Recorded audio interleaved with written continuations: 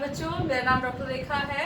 आज जो वीडियो मैं आपके सामने लेकर आई हूँ वो आपके सेकेंड ईयर पेपर 10 की वीडियो है, creating an inclusive school. Creating an inclusive school में हमने डिफरेंट चैलेंजेस की बात करी और डिफरेंट डिसेबिलिटीज की भी बारे में हमने बात की।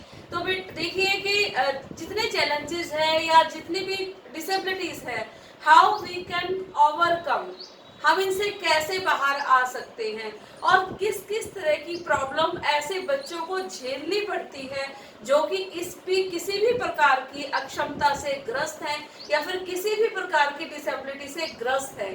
तो आज की वीडियो दिखाने से पहले मैं आपको एक एनिमेटेड दिखाना चाहूंगी मूवी, तो उसको देखिए। थोड़ी सी वीडियो है, छोटी सी एनिमेटेड, रिगार्डिंग दिस डिसेबिलिटी, और इसके बारे में इसके बाद बात करते हैं। आइए देखते हैं एनिमेटेड मूवी।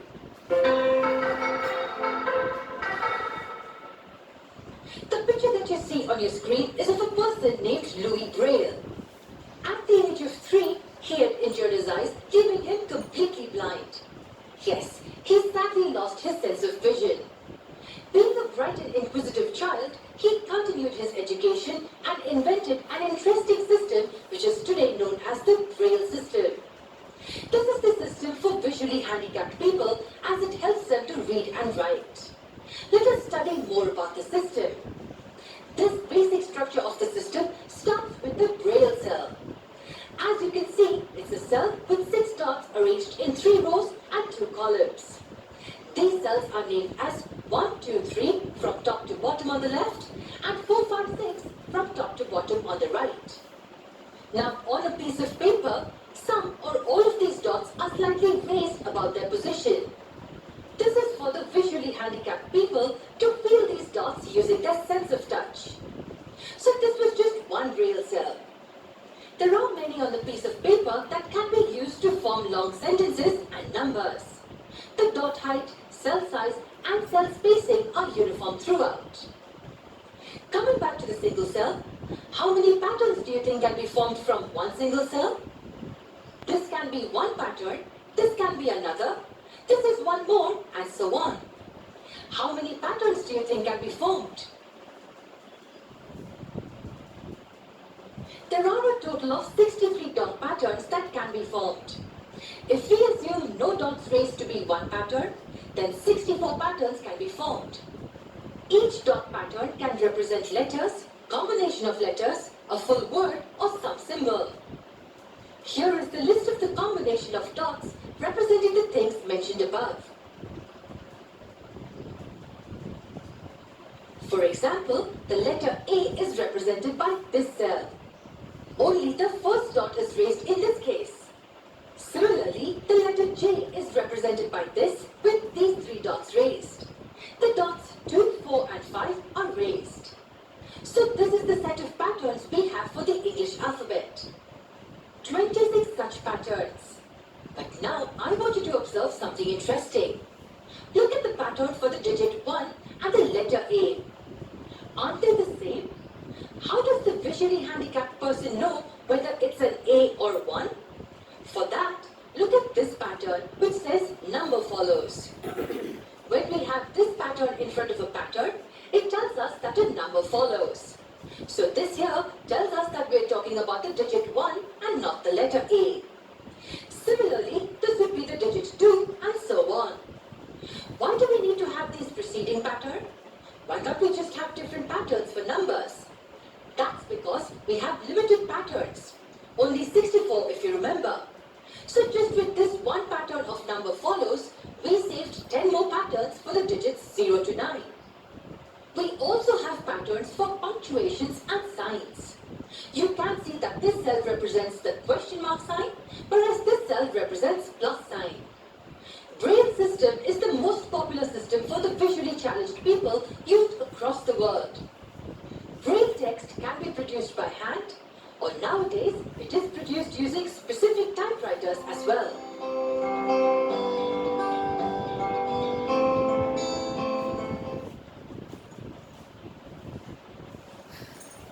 तो स्टूडेंट्स, देखा आपने कि किस तरह से ब्रेल का यूज किया जाता है वीआई के द्वारा, विजुअल इंपेयर्ड के द्वारा। किस किस तरह के चैलेंजेस उनको फेस करने पड़ते हैं। और हमने पैटर्न की बात की तो 64 पैटर्न यहाँ पर है कि जो ऐसे बच्चों के लिए, ऐसे पीपल के लिए बने हैं जो कि वीआई विजुअल इम्पेयरमेंट से ग्रस्त हैं।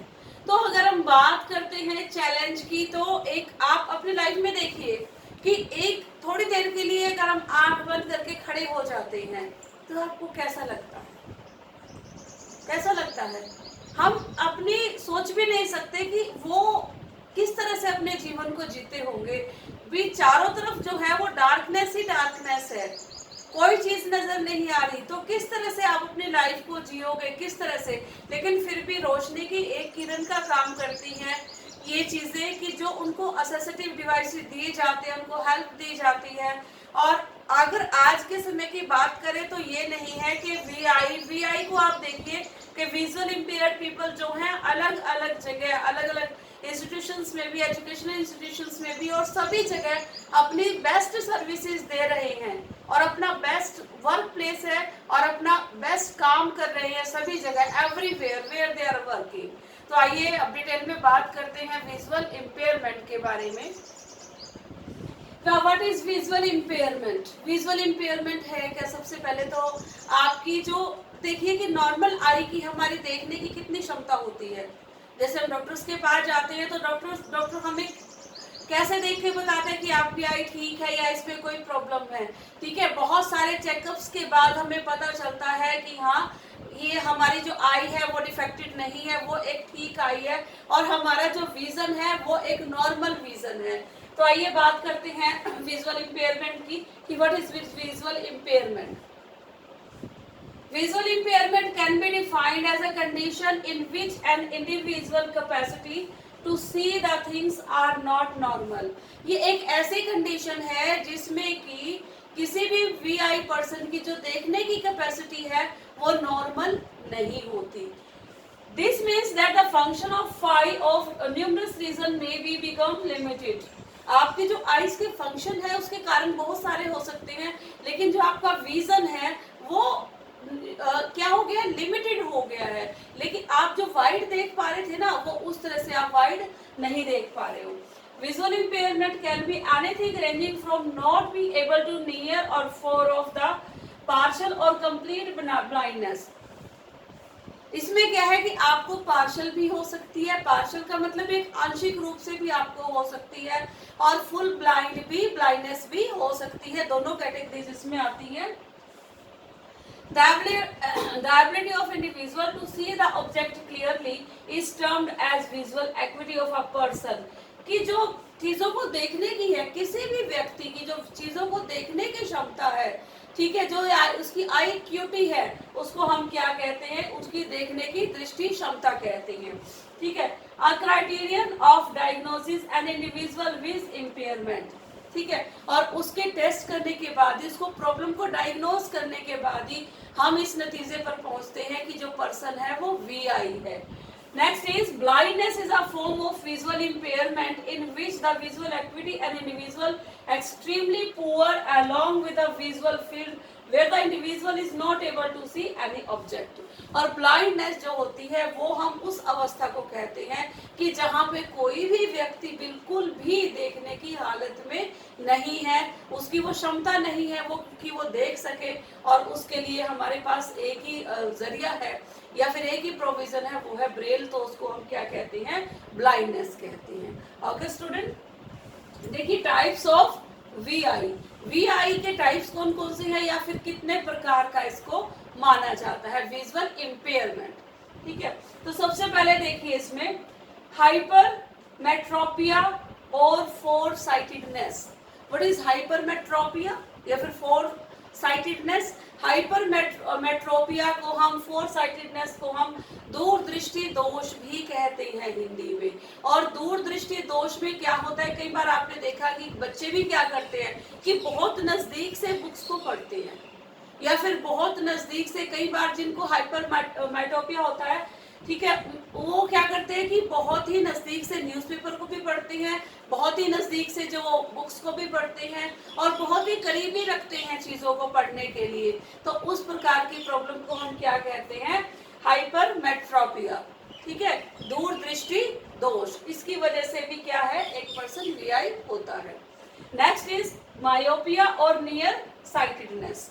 ठीक है, मायोपिया और नियर साइटेडनेस क्या होता है कि एक हमने कहा कि हाइपरमेट्रोपिया, ठीक है, फॉर साइटेडनेस यानी कि दूरदृष्टि दोष, और ये है उसी के अपोजिट निकट दृष्टि दोष, यानी कि इसमें क्या है, वहां पे क्या है, उसमें आपको जो पास की चीज है, ठीक है, वो धुंधली नजर आएगी, लेकिन जो दूर के ऑब्जेक्ट है, ऊपर वाले में हाइपरमेट्रोपिया में जो दूर वाली चीजें है वो आपको क्लियर नजर आएगी, लेकिन मायोपिया में क्या होगा, मायोपिया में उससे अपोजिट होगा, इसको हम कहते हैं निकट दृष्टि दोष। इसमें क्या होगा, इसमें उससे अपोजिट होगा। ठीक है स्टूडेंट्स, नेक्स्ट देखिए कंप्लीट ब्लाइंडनेस। कंप्लीट ब्लाइंडनेस में क्या होता है कि जब आप किसी भी रीजन की वजह से क्या करते हैं, अपने विजन को खो देते हैं, तो उसको हम क्या कहते हैं, कंप्लीट ब्लाइंडनेस।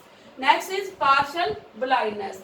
पार्शियल ब्लाइंडनेस क्या होता है कि जैसे हम बात करें ना कि हम बहुत आंशिक रूप से बाधित है, आंशिक रूप से मतलब पार्शियली बाधित है, यानी कि बहुत ज्यादा प्रॉब्लम नहीं है, लेकिन कुछ रीजंस की वजह से हमें या तो हमें स्पेक्स लगाने पड़ते हैं या हमें लेंस का यूज करना पड़ता है। तो जो लोग स्पेक्स और लेंसेज का यूज करते हैं उनको हम क्या कहते हैं, पार्शियल ब्लाइंडनेस। ठीक है, उसके बाद देखिए impairment due to medical conditions. किसी भी मेडिकल कंडीशन की वजह से इम्पेयरमेंट, और किस तरह की मेडिकल कंडीशंस हो सकती हैं उस समय में, ठीक है, जैसे किसी को बहुत ज्यादा एक्सेसिव शुगर की प्रॉब्लम है, ठीक है, या फिर एकदम स्ट्रोक पड़ते हैं या बीपी की प्रॉब्लम है, तो उस वजह से क्या हो सकता है, ये प्रॉब्लम हो सकती है।